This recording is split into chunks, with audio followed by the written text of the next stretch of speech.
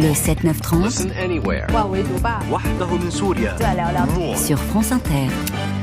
Bonjour Pierre Aski. Bonjour Léa. Vous nous parlez ce matin de ce 9 mai inhabituel en Russie. L'an dernier, à l'approche du 9 mai, les spéculations allaient bon train sur l'intention de Vladimir Poutine d'annoncer la fin de son opération militaire spéciale en Ukraine en ce jour anniversaire de la victoire sur le nazisme. Cette année, l'Ukraine est toujours en guerre et l'ambiance est bien différente à Moscou. Le 9 mai cristallise l'attention car il est au cœur de l'idéologie de Poutine. Il illustre les destins divergents de l'Ukraine et de la Russie. Symbole suprême, l'Ukraine s'aligne désormais sur la date du 8 mai, un choix européen. La capitulation nazie a en effet été signée à 23h01 heure de Berlin le 8, soit 0h01 le 9 heure de Moscou. L'anniversaire de la victoire dans la Grande Guerre patriotique est au centre du récit national tel qu'il a été écrit et réécrit par le système Poutine.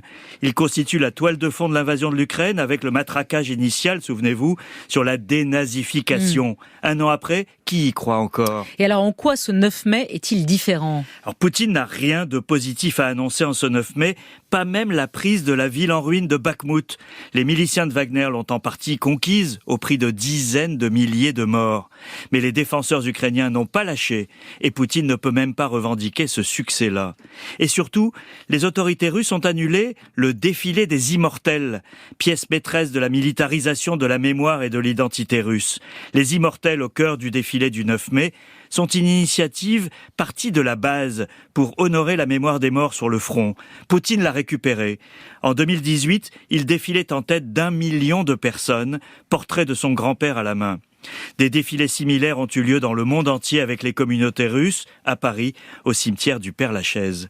Dans un livre consacré au régiment immortel, c'est son titre, l'historienne d'origine russe Galia Ackerman souligne qu'avec ce défilé, les Russes réaffirment tout d'abord leur victoire sur les nazis et signifient ainsi au monde entier leur supériorité morale, d'abord sur l'Occident, puis sur le reste du monde.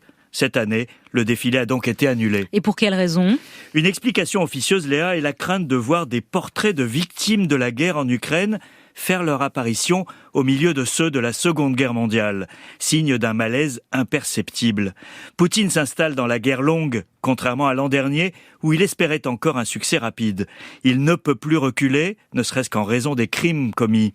Ce 9 mai morose n'est ni au triomphalisme, ni à la remise en question. Dans l'exaltation de la Grande Guerre patriotique, Poutine cherche des raisons de tenir, de durer, en désignant l'Occident comme l'adversaire, en lieu et place des nazis d'hier.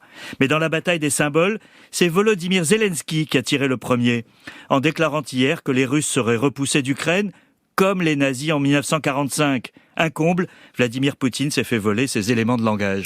Merci Pierre Aski.